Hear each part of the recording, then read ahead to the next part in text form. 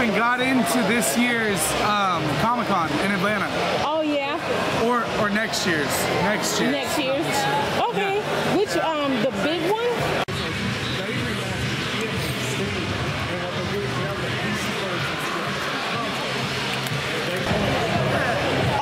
You make these yourself? So my brother-in-law Marquez Williams owns the company. A lot of the designs are his design. He sends them in to his manufacturer, and they send us back socks with that design on them. Okay. Some of our socks are catalog socks. They're the same socks you'd find in like Hot Topic and Happy Socks and places like that, but just for a fraction of the price. Yeah. My brother-in-law, he loves wacky socks. He played in the NFL. He has very large feet.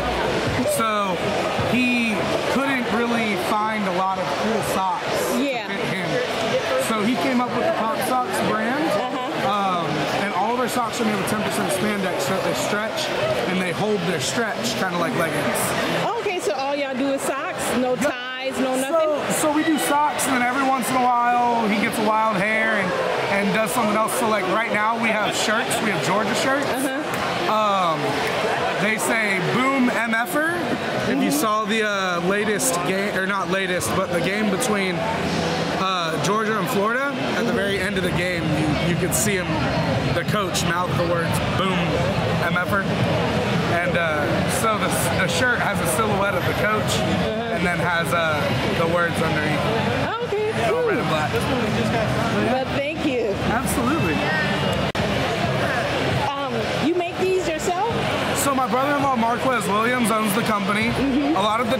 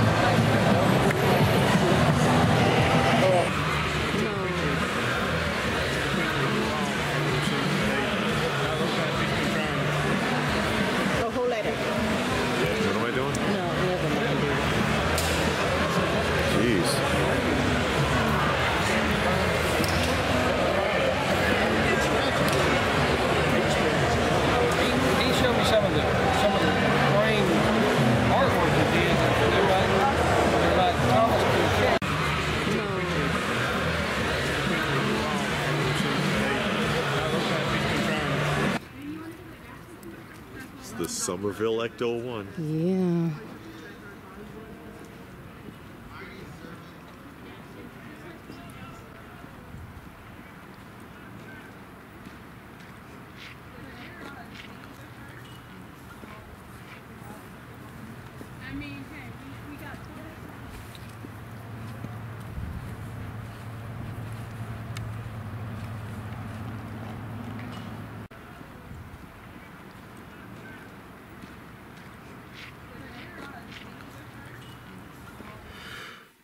Hey everybody, here we are, and we're going to take a look at our pickups from the Coosa Con.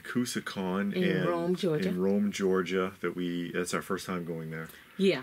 And thanks to all the cosplayers that let us take a shot of them. Yeah. We got a lot of cosplay pictures, not too much video because it was mainly like an artist alley. Yeah, it was a lot of lots of baubles and doodads kind of convention where arts and crafts. Yeah, it was mainly arts and crafts, but they had 3 comic vendors. 4. A 4. Yeah, and 3.5. There was some toy vendors, but there was primarily like pops and modern stuff. And it was crowded. So yeah, we did the best we could. So the you'll see the little bit of video that I did. Like I said, it wasn't really much to see, but it's not a bad show. We got some great stuff as far as comics, toys. It wasn't a lot. It was mainly a lot of people from like The Walking Dead, Stranger Things, stuff like that. People with on TV shows. A lot of artists, a lot of booksellers, comic sellers. And when I say that, I mean they wrote out their own comics. Yeah, individual IEP, that kind of stuff. Yeah, but we had a good time. So let's see what we got. Yeah, I was able to wheel and deal a little bit, and I did pick that up. And that, of course, is Adventures on the Planet of the Apes #1. That's a cool piece from the 1970s. He's got it bagged and boarded so that you can see the back. He put the board in the middle, this guy. Because he know people who want to see the bag. Yeah. So that was a good idea. And I thought that was pretty cool. This one, I think we have a visitor. I think somebody just broke in. That is X-Men, Uncanny X-Men 318. An underrated key there, first appearance of Generation X. And this is one, I'm going to probably do an individual on Generation X because, I mean, this is one you can pick up in the bin for like $2. Oh, okay. Now, this is one I have been looking for. And that is Hulk 162, first Wendigo. And, of course, you can see that Wendigo has changed quite a bit over the years because that is not the Wendigo that you think of when you think of Wendigo. You think of him as being a lot more hairy and more apish. This looks like look at the details on the nose and everything there. It's kind of silly. Another underrated key. Everybody's worried about Hulk 181. But nobody thinks about poor Wendigo. And naturally, there's a big difference between Wolverine and Wendigo, but Yeah. And then this one, I keep telling you, every time you find one of these, don't overlook it. Spidey comics from the Electric Company. And this is #1. But any of these, in really any kind of halfway decent condition, is really, really hard to find. The fact that it was associated with the Electric Company, and that's a lot of young kids' first introduction to Spider-Man, unless they watched the 60s cartoon series. This was a popular book, and they're hard to come by. And then they got a picture on the back of the group there. And that's not even everybody, because Gene Wilder was on that show, Bill Cosby was on that show. There's a lot of really identifiable cast in the original Electric Company pictured on the back there. Some of them are pictured on the back. And this kid, I guess, is a prisoner because his hands are behind his back. But, yeah. Found one of these. And the lion's share. Yeah. And this time, I actually did better, even though I still got a lot of books. I went in with a list, and I did a good job sticking to the list. I did find some things that were on it. I found more stuff that was on it than I was hoping for. Well, I expected, sorry. I was just looking at that, but that's... So these are the ones, I just kind of picked these up because... That's neat, though. I can't let... These books that I'm showing first, I just can't pass these up. I mean, these are, now going back, I kind of like, I wish I didn't get it. But then it's ignore the prices on that. These were bins. Yeah, these were in the bin. They came out of the bin. There are books that I want, and there are books that I want to, try as much as I can to complete the run. So, you know, there is that, and then they're always in the dollar bin, and then somebody had, you know, you get 10 books for $10 or $15, something like that. So I got some of those, and that's where a bunch of these came For from. a lot of vendors, that's their bread and butter, more so than the wall books. You know, if they got a good deal on bins and people can just kind of sift through them and find stuff. Yeah. And, you know, with the wall books, sometimes, like, somebody had a book that I wanted, but then it was graded, and I'm like, all I'm going to do is take that out of that thing. So I didn't bother, because I knew I didn't want a graded book. Mm-hmm. The Shadow. And The Last Unexpected. Now, the next set of books... Yeah, we're going up the scale a little bit in the next... Well, not all... hold on. Let me show this first. Yeah. I'll show this first. These are modern. Yeah, this is very modern. This came out last month. Like I said before, I am getting the Batman One Bad Day. And this is the Penguin. The only one that I'm not going to get is the Catwoman. I just don't care. So this is the Penguin. And these books, the Batman One Bad Day, I will get those graded. Those are the only ones I'll get graded. I'll keep one out and grade the other. So I usually buy more than one when it comes to that. And I had this on pre-order at a comic shop, and because we had to pass it, I stopped and picked it up. No, it's not Dave's. It's Dr. Knows. That's right, Dr. Knows. I always say Dave's. I don't know why I get them mixed up. Now, back to the comic convention. These, if you've been watching for a while, I am collecting Werewolf by Night. And this guy had 2 of them that I didn't have. Somebody else had Werewolf by Night #1. But they wanted a lot for it. So, yeah, and you got to watch out with that, especially with the wall books. I mean, you're going 30 to nearly 50% markup or more. And then when you try to strike a deal, they want to give you 5%. Yeah. I'll give you yeah, I'll take $10 off. It's $400. And it should be $275. This one is Batman. I like this one because of he's kidnapping the kid there. This is Batman with a house. This is Brave and the Bold.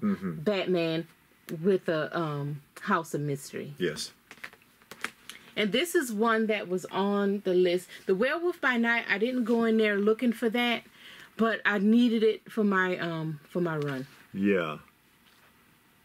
What are you doing? Oh, I was just looking also because that's the first appearance. That's the first appearance of the Hangman. Oh, okay. In this one.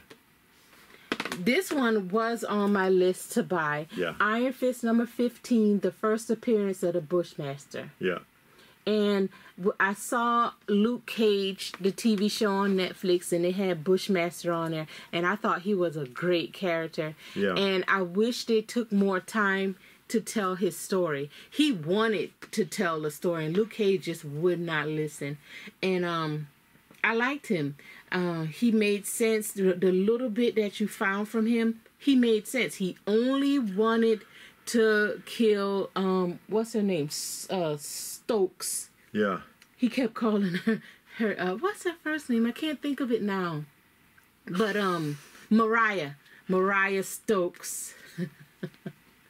And then this one is actually a 2-parter. Yeah, those go together. Detective Comics with the Joker. And this one is the first appearance of the Joker fish. So these go together. And that's not a cheap book either. Yeah, this guy had it fairly cheap because somebody else had the same 2 books for $50 more. More than that. I think they were, I'm trying to remember. He had over 150 a piece on them. They weren't even in that condition. Yeah, and these, both of them were under $100. Yeah. So, well, this guy had them, and his was in better shape. Yeah. So.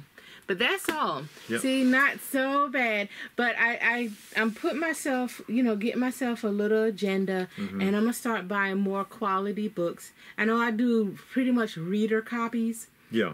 Because I like to read them. So I don't want to buy something new and then flip through it, set it down, flip through it.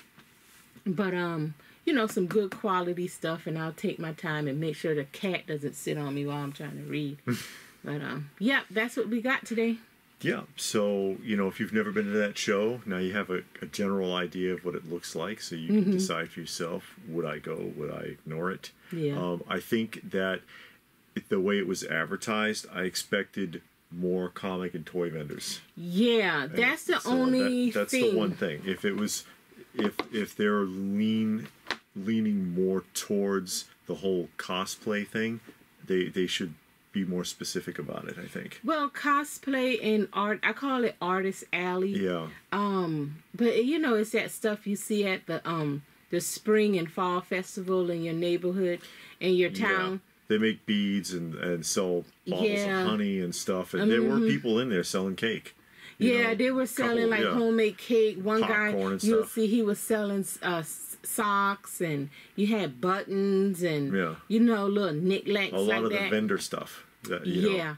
And that's fine, but that's not what we were there for. We were expecting more stuff like this, comics and toys, and but you know, we made out pretty good. So you know, all in all, we were happy about it. Yep.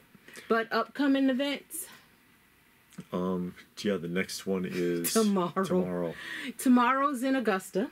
That's right, Augusta Con. And next Saturday we'll be talking. We'll have a visitor in the Open by Chance studio, MIB Master Toy Museum. So catch us live for that. Yep. Watch out for, especially in our Facebook group, and we announce it at every roundup anyway. Yeah, and I'll put out some posts and reminders throughout the week because we made up a little flyer.